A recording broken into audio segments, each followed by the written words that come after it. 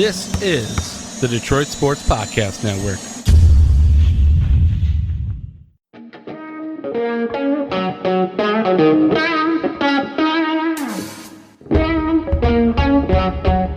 The biggest icon in podcasting.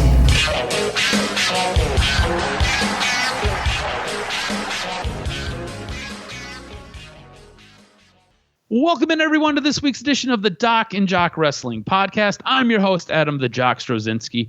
On today's show, this WWE talent is going away. This wrestling power couple says, I do. And Tony Khan says he has interest in this WWE guy. Of course, we're going to take a look at some of the stuff happening with WWE. We're going to take a look at Forbidden Door, as this is your Forbidden Door 2024 preview show, and help me sort through all of it, break it all down, discuss the latest happenings in the wonderful world of wrestling.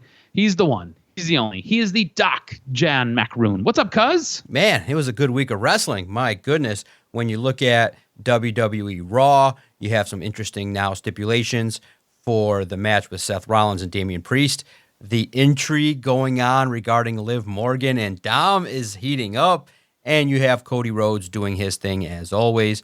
Interesting in regards to his fan loyalty. Even hopped on his own private jet to attend a fan's birthday that he promised. What a babyface. The babyface for the ages. It was real interesting. And Forbidden Door is always intriguing because of the crossover, and Dynamite was intriguing in regards to the Go Home show. Can't wait to break it all down.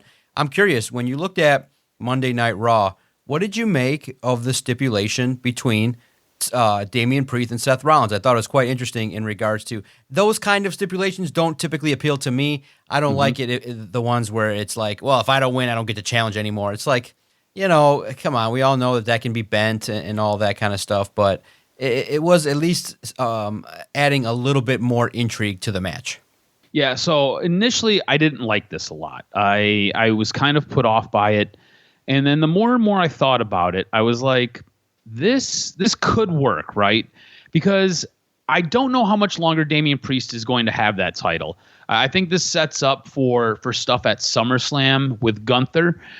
So if you were to have this match play out at Money in the Bank, I could see Damian Priest winning it. Seth Rollins, the stipulation is very specifically worded where he can't challenge Damian Priest again.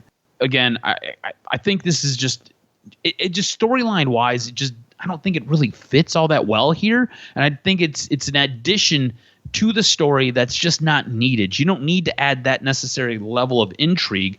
You just have Seth Rollins go out there and just do Seth Rollins shit, and it's going to be great.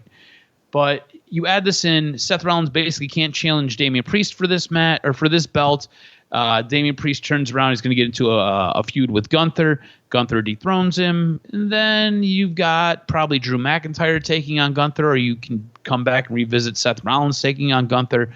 So I feel like if and when this takes place, it doesn't necessarily hurt Damian Priest, doesn't necessarily hurt Seth Rollins long term. I think it's one of those things where Damian Priest can win this. Seth Rollins won't be able to challenge for this belt. He can go get into something else for a while. And it kind of removes him from that title picture as we get through SummerSlam. So I think for that story, for that storytelling purpose, I guess it kind of makes sense.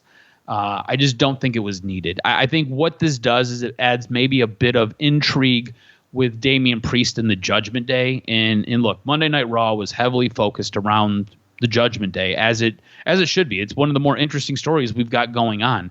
I don't know if you realize this, but on Monday nights, it is basically the Judgment Day is the most interesting story and faction.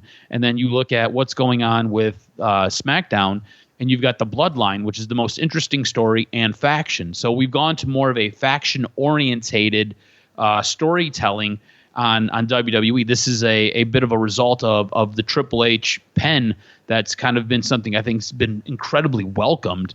Usually with Vince or just about anybody else in charge, it was always one singular wrestler. This is more groups of people, which I think is nice. It adds a little bit of diversity to these stories. But I think the big thing that Priest said on Monday was the Judgment Day needs him more than he needs the Judgment Day. So he's not even worried about this. I think some of that arrogance and that cockiness, I think we've been kind of seeing this. We've been foreshadowing this. We've been telling that there's going to be this breakup with the Judgment Day, and I don't think it comes here, but I think this is all stuff that's going to help build and flesh this out whenever that breakup does come. And again, I don't think this necessarily hurts Priest, and I think there's a way to get around this stipulation.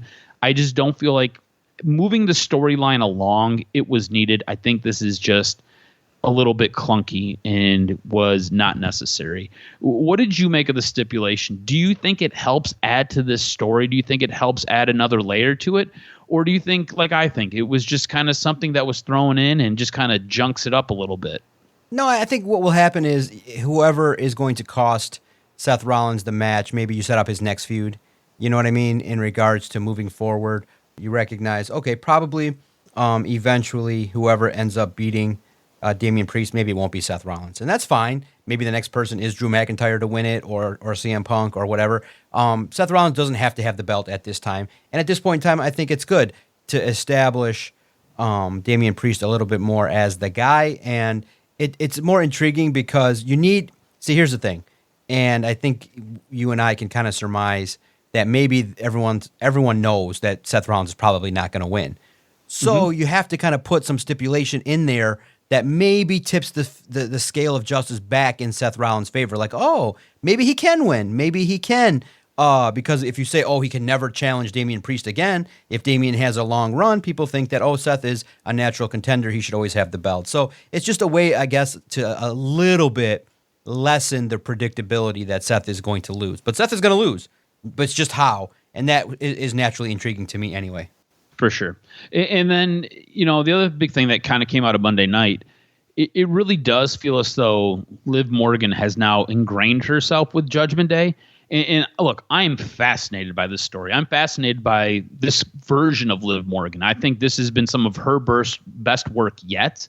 I find her interaction with Finn Balor to be very interesting, and I find her interactions with Dominic Mysterio to be very interesting, especially with Dom trying to push back on her and basically tell her no. I think the thing that's becoming a little bit more apparent is there's something going on with Finn Balor. There's some type of a relation here with Finn Balor and Liv Morgan. You kind of seen it a couple weeks ago where Finn grabbed the hotel key. You've seen it with Liv Morgan basically being in the Judgment Day's den. And look, you could surmise there might have been a handy going on. I don't know. Liv Morgan seemed to be quite feely and handsy and friendly with Finn Balor. It was rudely interrupted by Damian Priest breaking in there. But Liv Morgan and Finn Balor seem to possibly have something going on the side.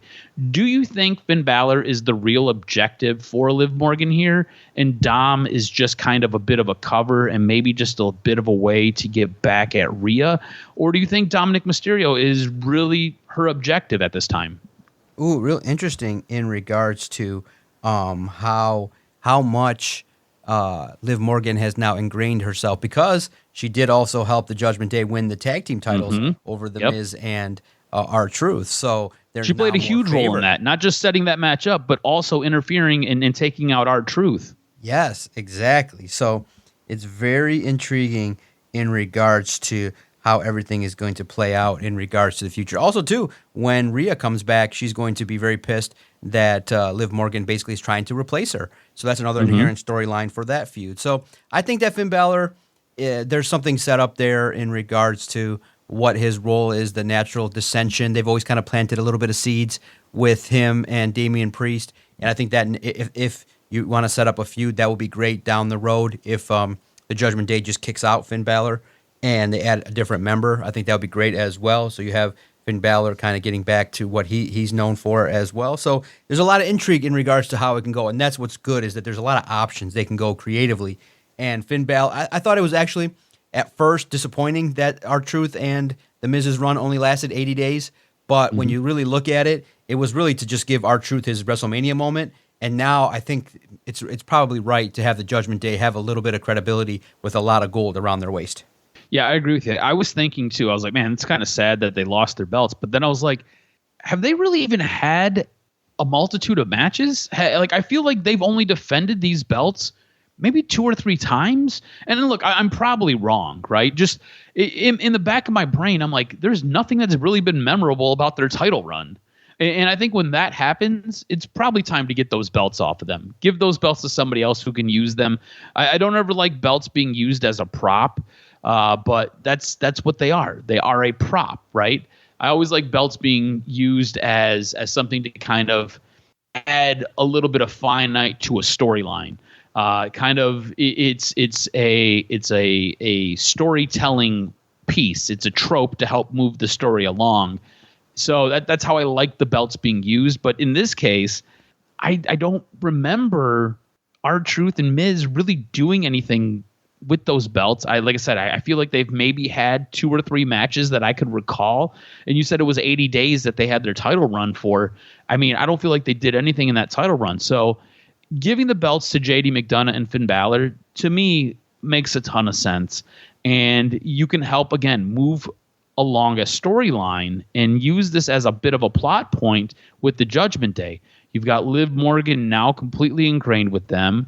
You've got Finn Balor and JD McDonough who are going to take up for her because she just stood up for them and helped them get this title shot and then helped them win the belts. This gets her closer to Dom, which is a storyline, which then gets her closer to Rhea, which then when Rhea comes back adds to that story as well. All of this could be making Damian Priest crazy and driving him nuts because he's like, what the hell's going on with my group? I'm in charge here. Carlito gets to say cool all the time because, Liv Morgan sending nudies or whatever, them winning belts is cool. So like, I feel like this works out well. This is great storytelling because I just went through and I named off 5 or 6 characters and this all just helped improve them, just all helped make them better. So I think this is an absolutely fantastic move for Judgment Day, for Liv Morgan, getting the belts off of R-Truth and The Miz. I think R-Truth, absolutely incredible, very, very fun, really fun to watch in the ring. So it's kind of a shame he loses his belts. It'll be interesting to see what they do with him and what they do with The Miz. Maybe The Miz goes on his own, goes back to being a singles competitor and goes on a bit of a run here. Who knows? Was there anything else from WWE that really stood out to you this week before we get into AEW? Because we've got a jam-packed pay-per-view to get through. Yeah, I thought that Killian Cross at least getting a victory was nice, at least to kind of move things forward a little bit. You see this guy that's a massive potential, but he's kind of always been in the background. So I just want to see a little bit more from him in the coming months. He's kind of been there really firmly in the lower mid-card, and I think that when you see his promo, his digital work, it's great. I think that you can do a little bit more. He's underutilized, so I think there's more there, and I think there's opportunities that you can utilize for this big character to kind of take things forward a little bit with the AOP. So we'll see how that develops. Something to keep an eye on for the future. Yeah, for sure. It'll be interesting to see what they do with Karrion Kross. And again, this is a guy who's great. Like really and truly, Karrion Kross could be great. I don't know if you've seen any of Karrion Kross's work when he was in TNA, but it was absolutely fantastic. So if they can get him going, figure out what they want to do with him, because I kind of feel like he's kind of come back. Before he left, it was in NXT, it was fantastic. Then he got called up to the main roster and he was a gimp and it was weird. And then he went away and then he came back and it seemed like, okay, cool, they're going to push him to the moon. Then didn't really happen. And now he's with AOP and maybe help get AOP over. They got to figure out what they want to do with him. And I think he's a talented enough guy where they can do a lot with him. They just have to figure out what's right. All right, let's transition into AEW. So Wednesday night, Daniel Garcia got a monster push to kick off Dynamite. Absolutely crazy. Garcia v. MJF is supposed to be taking place at Wembley later on this summer at All In. And then you've got Will Ospreay, who interrupted MJF and Daniel Garcia's back and forth with their promos. And it was a weird promo because MJF was very congratulatory to Daniel Garcia. Was not cutting him down, was not being a dick. He was actually being a really nice guy building up Daniel Garcia. But he gets interrupted by Will Ospreay, who comes out and offers Daniel Garcia a shot next week on Dynamite for his what is it? I believe he's got the Intergalactic Championship there. He basically says, look, I'm challenging Swerve this Sunday for the AEW World Championship. So I'm going to have both belts. Both belts will be on the line. It's going to be a big week for you next week. And completely upstages MJF. And I think MJF did a fantastic job selling this. It really seemed to kind of irritate him. And this was one of those things where MJF doesn't ever really get upstaged. And I think what you have here is you've got Daniel Garcia getting a really nice big build, has a match set up with MJF at Wembley later on this year. And you've got a match set up next week on Dynamite against Will Ospreay, who's fantastic.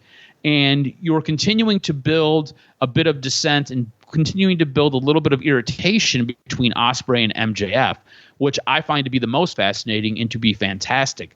What did you make of this bit of a push that Daniel Garcia got? Because I was not expecting this.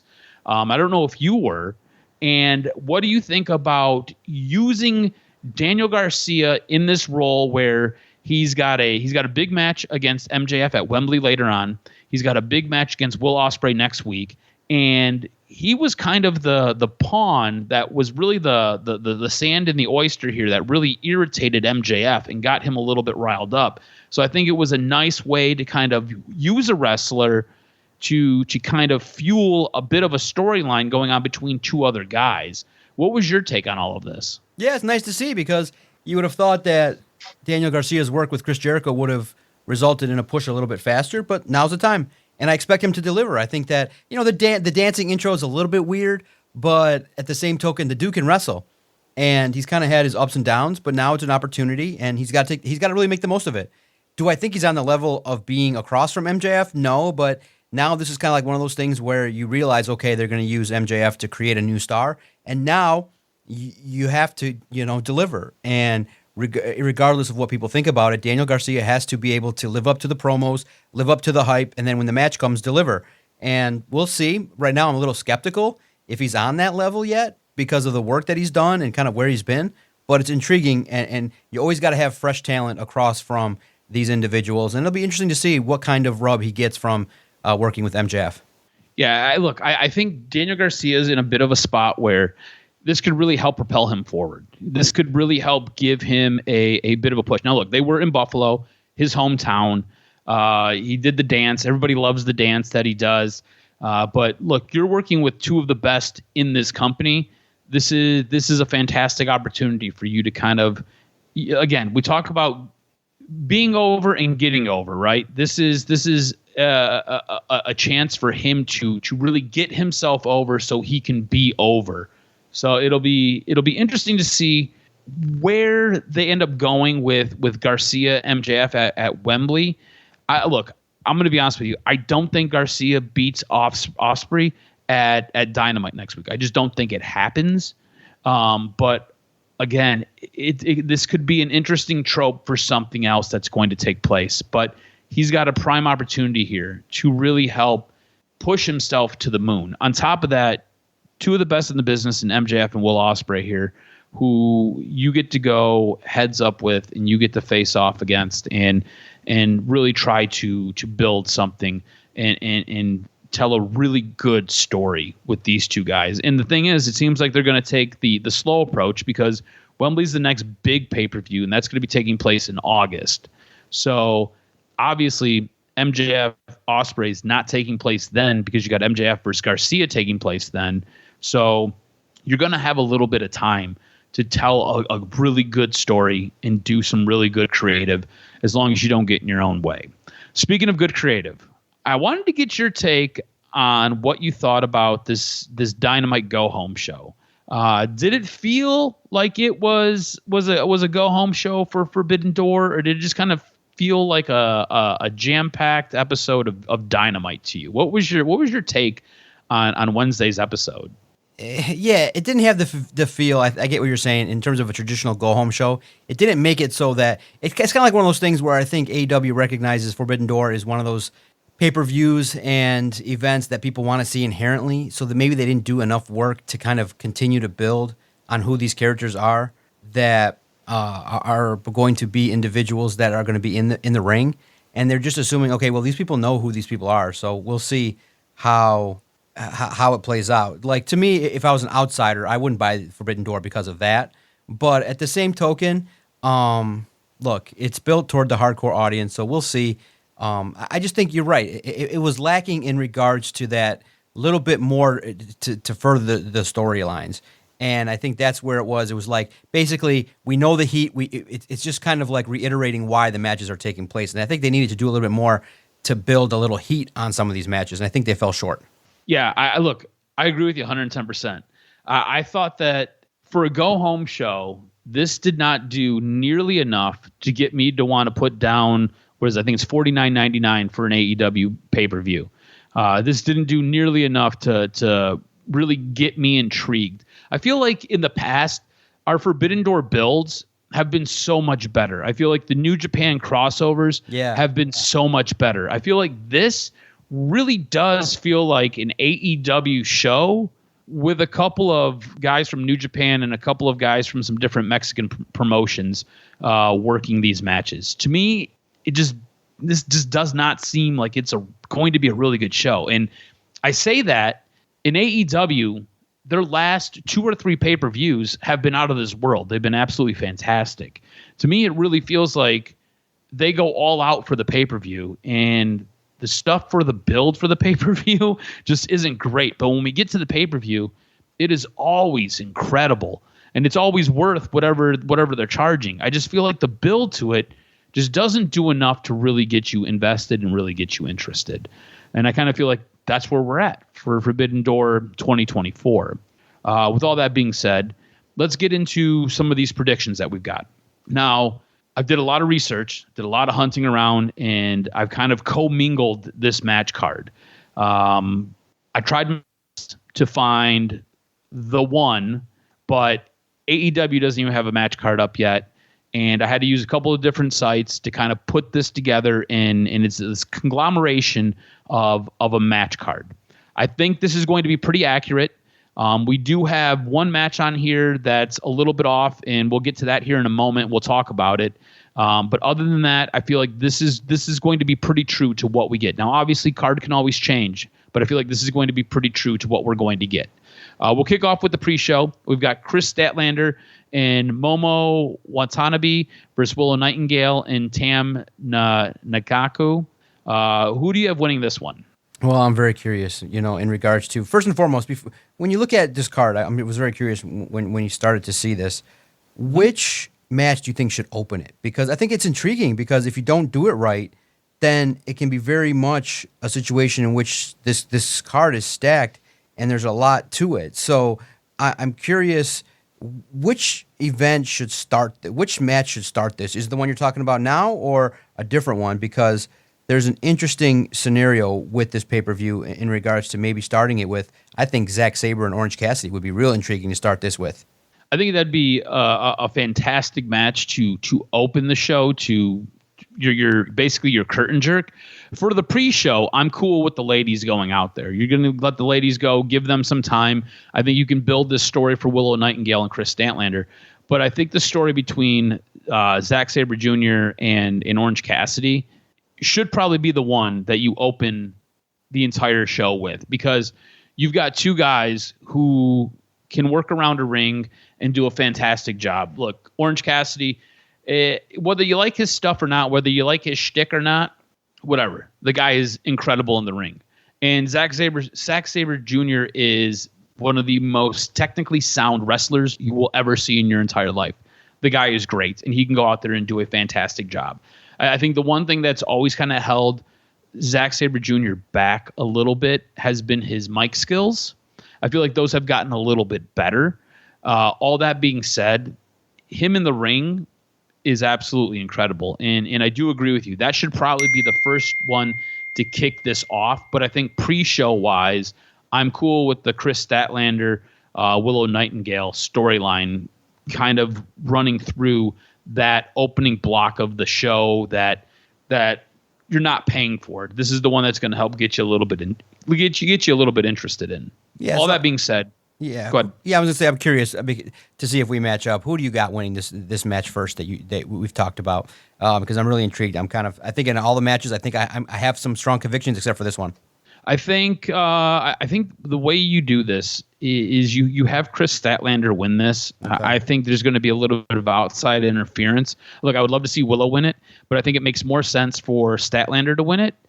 And you can continue to build that storyline. You can have them getting ready to face off. I could see them building towards a big show at All In and at Wembley, and that's kind of where everything comes to a head. So I've got Statlander winning this one now, and then Willow will probably take this later.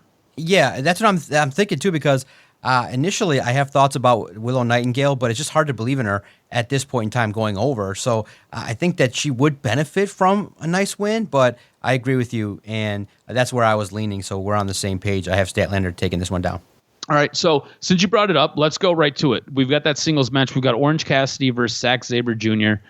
Look, already kind of talked about it. I think it's going to be a fantastic match. I think there's an interesting story here. I think these are two guys who have a little bit of differing in-ring personas, in-ring techniques. I feel like Orange Cassidy, when he wants to be, can be a bit of a high flyer. He's a guy who's incredibly athletic. Incredibly quick in the ring. Zack Sabre Jr., again, one of the most fundamentally sound wrestlers you'll ever see. I think these guys are going to tell a fantastic story.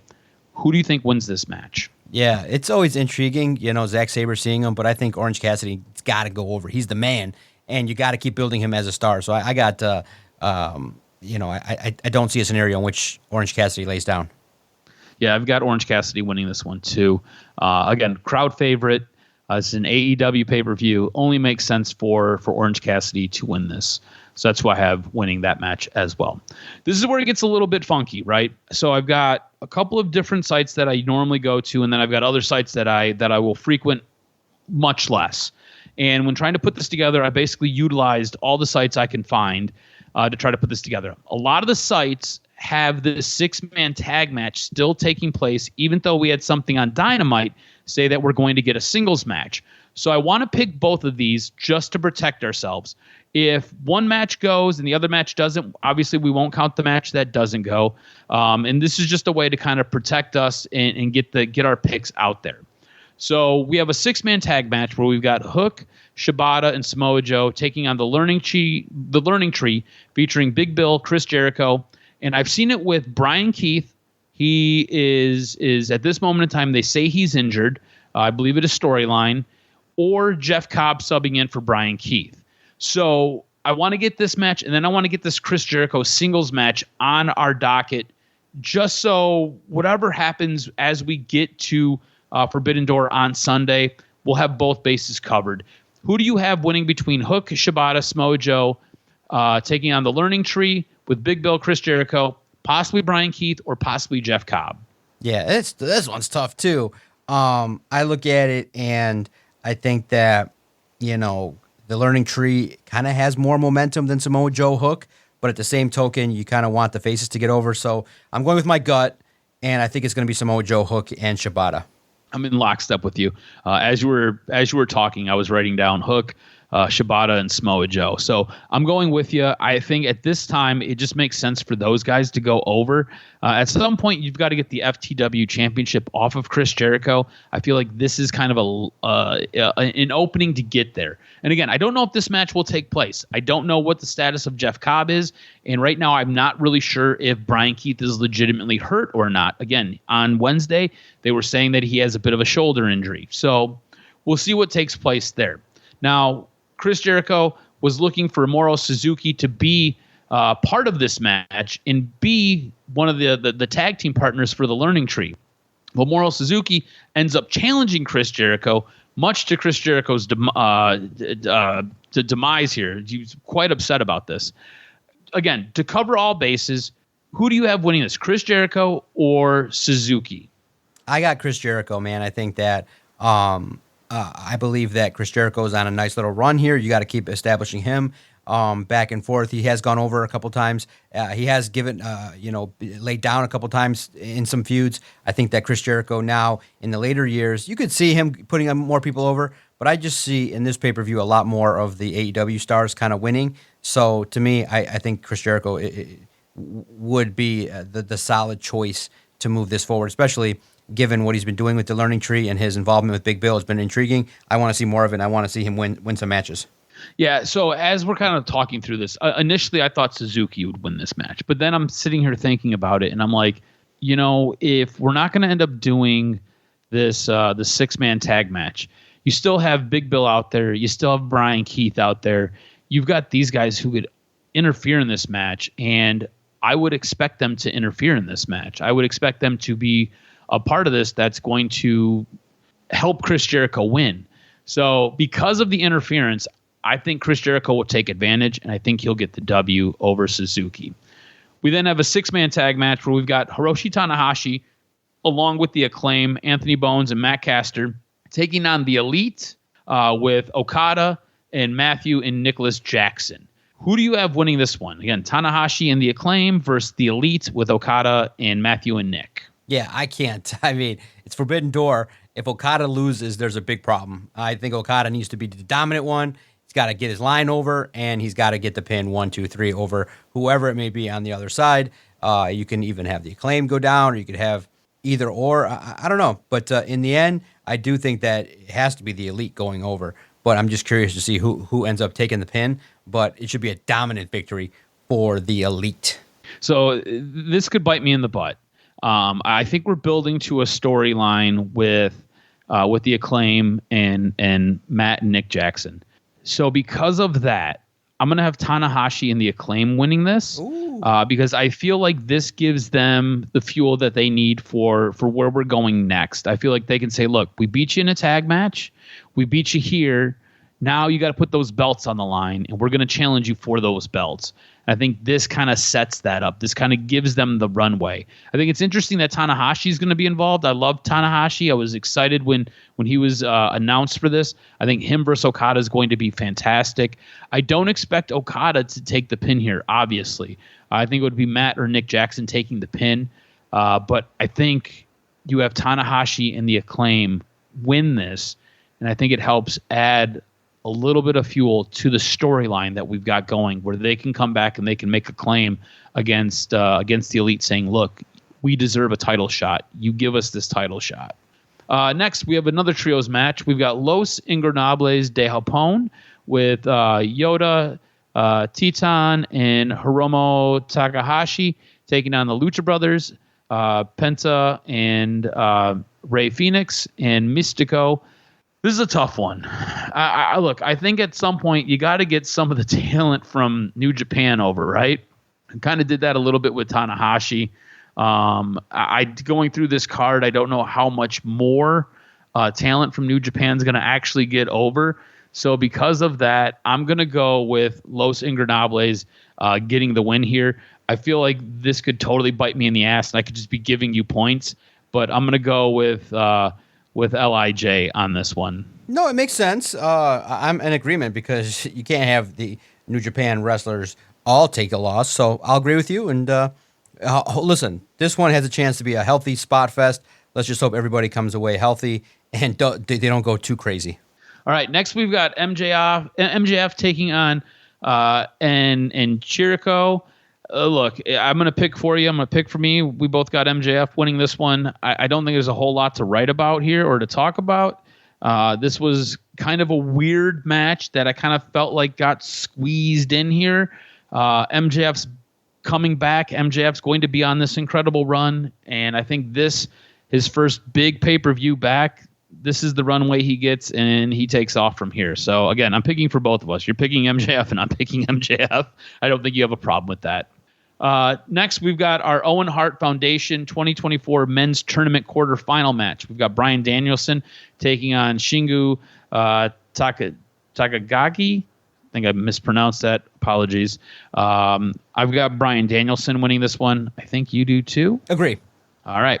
Next, we've got our singles match. That was the Orange Cassidy Zack Sabre Jr. match. We already have that. Next, we've got our AEW's Women's World Title match. We've got Toni Storm with Luther and Mariah May taking on Mina Shirakawa with Mariah May. Mariah May in the corner of both women. Maybe not after Dynamite, where Mia Shirakawa hit Mariah May accidentally in the head with a champagne bottle, knocking her out. I think Toni Storm wins this. I don't I don't know what you do with Mina Shirakawa. I don't know what's going on with Mina Shirakawa. She's been on AEW television a lot.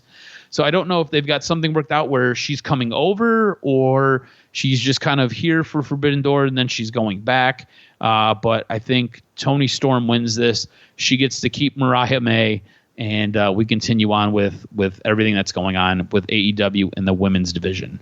Do you have Toni Storm winning this one as well? Toni Storm, timeless. She's been great, and really, in future episodes, we'll talk more about her. She's having a nice run, and I think one of the stars that they've tapped from WWE that has kind of tapped into a character that's very believable and very marketable. I think she's one of the draws of the company, and they should continue her momentum. Yeah, I think this new version of her has been absolutely fantastic, so I don't see a reason why she's going to lose this match. Next, we've got our AEW TNT title ladder match for the vacant TNT title. We've got Mark Briscoe, we've got Takeshita, we've got Lio Rush, we've got Jack Perry, we've got Dante Martin, and there are supposed to be other wrestlers joining this fray. I'm just going to go with Jack Perry. I think the storyline's kind of been written. I think it's going to be Jack Perry. I would love for it to be Kaneshita. I think he would be fantastic with this belt, but I'm going to go Jack Perry. I don't know. Who do you have winning this? There's a lot, right? I think that the guy that you can never really discount in a New Japan event is Takeshita. I think that the man is legit. He's a warrior, and I think that you got to also establish some of these guys in the factions to get over. And I think Takeshita is probably the best wrestler on this list. All right, interesting. I did not think you were going to go there with that. That'd be interesting. I think it would be fantastic if he won this belt. I just don't see it happening. Next, we've got a dual title match, and this is for the women's titles. This is the AEW TBS title and the New Japan Strong Women's title. You've got Mercedes Moné taking on Stephanie Vancour. I would love Stephanie Vancour to win this. Like I said, I'm not a huge fan of Mercedes Moné. I've not been a fan of this character that she has. I feel like Stephanie Vancour would be ideal as a champion here in AEW as well as New Japan. All that being said, I think Mercedes Moné wins this title. No doubt about it. All right. Next, we move on to the IWGP World Heavyweight title match. We've got Jon Moxley taking on one of my favorite wrestlers from New Japan, Tetsuya Naito. Who do you have winning this match? Man, this one's tough, right? Because Jon Moxley's just going to bleed and do a lot of things. But at the same token, I like Naito, and I've always respected his work. But this one is kind of one of those ones where you want to keep establishing Moxley as a badass. So give me Moxley in this one. All right, I'm going with Naito. I think there's been quite a bit of stuff coming out of Japan with different wrestlers who don't necessarily like that Jon Moxley has this belt on him. I think it's interesting. I think Naito comes in, and I think Naito takes his belt back to New Japan. I think he is going to be your champion. So I have Naito beating Jon Moxley here. Next, we've got the AEW World title match. We've got Swerve Strickland with Prince Nana taking on Will Ospreay. I think Swerve wins this. I think you're telling a bit of a story with Will Ospreay where he's trying to be the good guy, and he can't do what it takes to finish right now. That seems to be the thing. He doesn't want to go to the levels that you have to go to be a champion. Yes, he's got the belt that he has, but Swerve Strickland's been telling the story where I'm willing to do what you're not willing to do. You can't hold up underneath the pressure and do the things that have to be done to hold this belt. I'm willing to go to those levels. I'm willing to go to those depths. So I think Swerve Strickland continues that story. I think this sets Will Ospreay up for a bit of a character shift later on, and I've got Swerve winning this over Will Ospreay. I agree. I think that's probably what they're going to do, but I would not be surprised if they gave the belt to Will Ospreay. I think they should shock everybody and do it.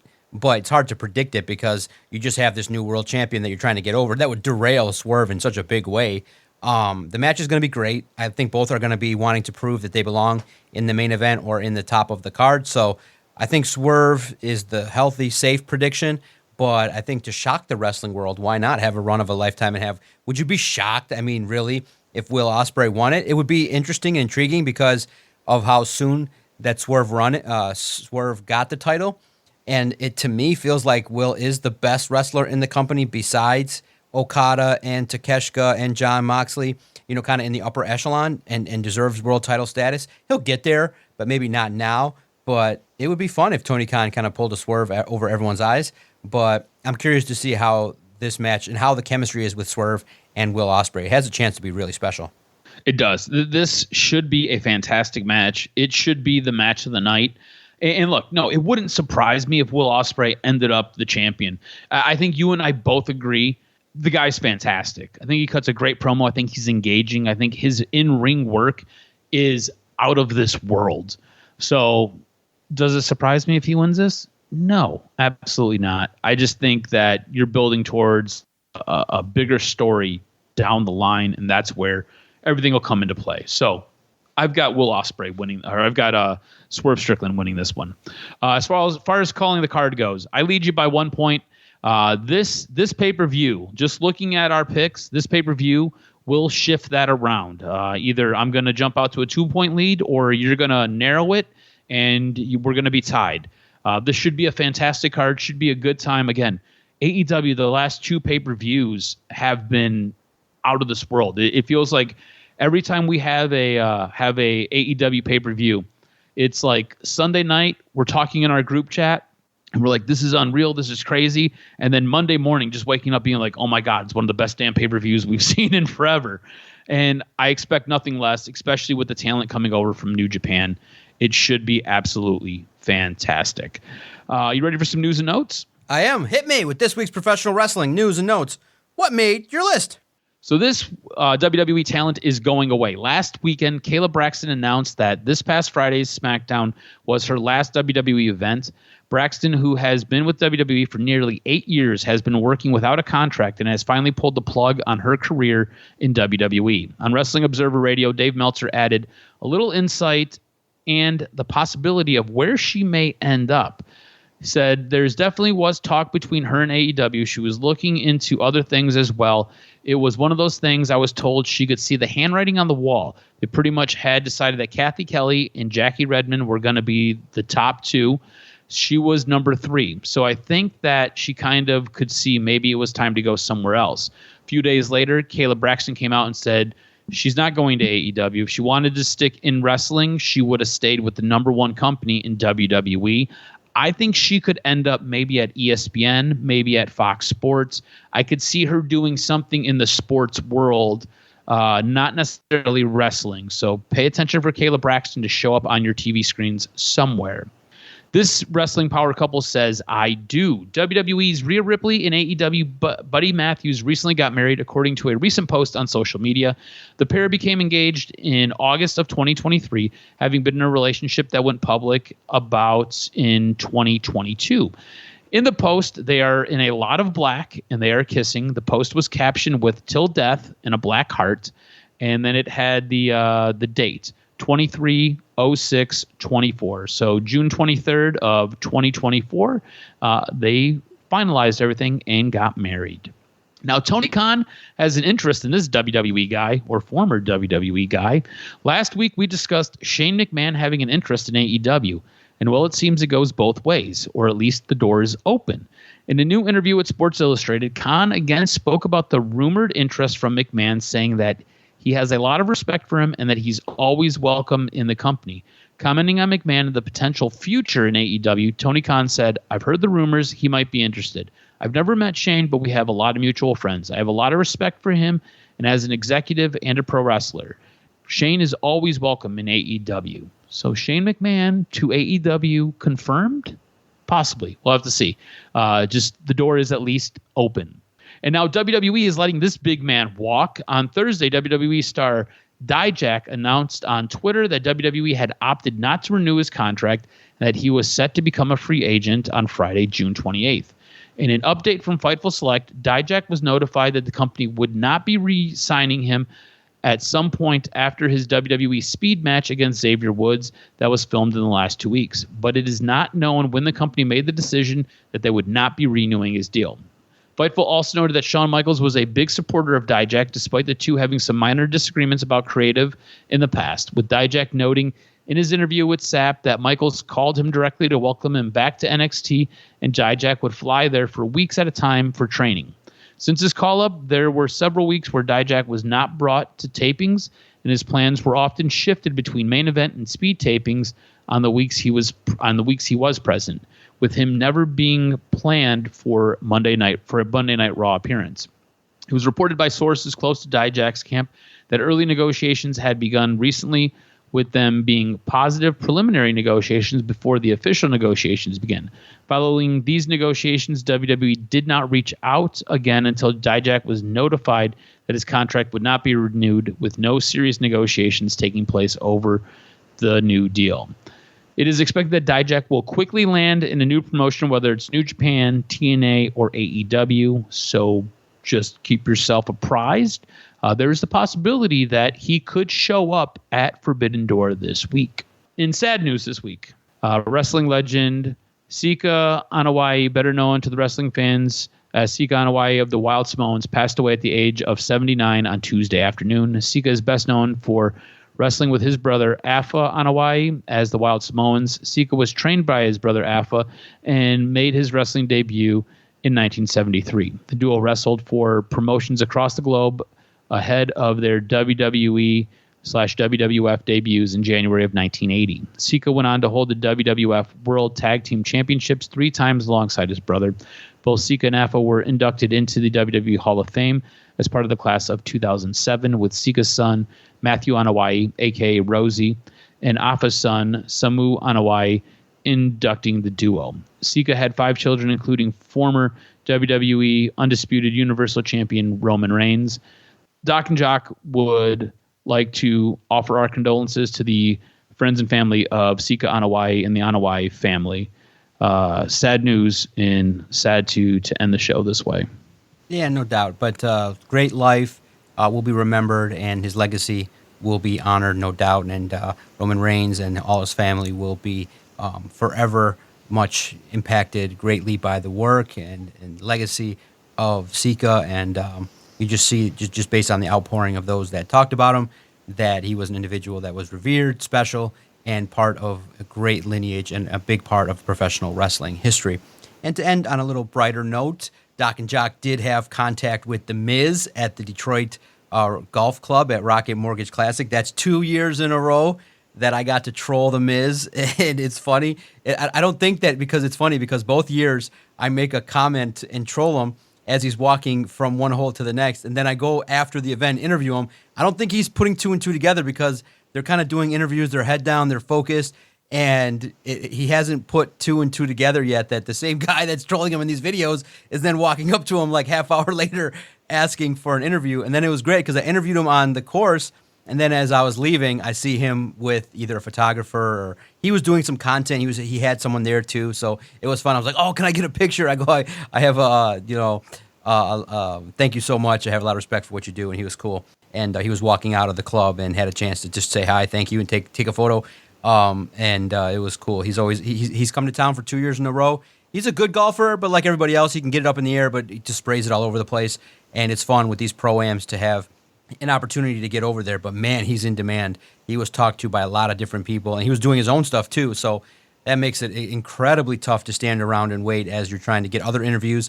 And I just say, "Hey, can I talk to you?" And I think he remembered me from last year, because he's like, "Oh, hey." And if you want to check it out, you can go to All Lions and find it, or just type in The Miz Detroit Lions. And he talked about, that was the angle I took with it. But he also, I did ask him, if you want to check it out, we'll tease it. I asked him directly, what was your thoughts on the creative process under Triple H? And he gave a good answer.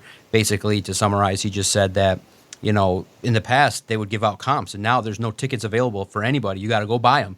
Their capacity all over the place, and he loves the changes, loves the creative process, and is clearly excited for SummerSlam to be coming to Cleveland. So it's a good interview, and The Miz has always been gracious to us, and it's funny at these events that as he's walking, there's some troll talking about Liv Morgan. He's like, "Yeah, I'm not happy with her."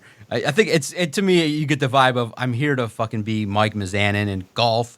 I'm not here to talk about WWE angles, but at the same token, when he's on, he is more energetic.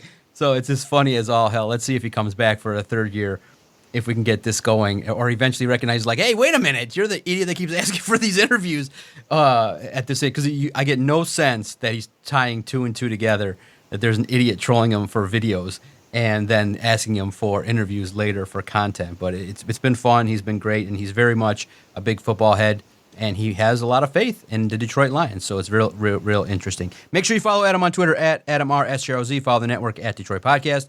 Anywhere that you enjoy great audio content, type in Detroit Sports Podcast, and our content will find you if you hit that like and subscribe button. Boom, any new episode, it'll drop instantly to your favorite platform. I can't wait to watch Forbidden Door. Usually a good show, maybe some surprises, some good wrestling, and the fans usually are into AEW pay-per-views at a very high level, and so it'll be intriguing to recap it on next week's edition of the Doc and Jock Wrestling Podcast.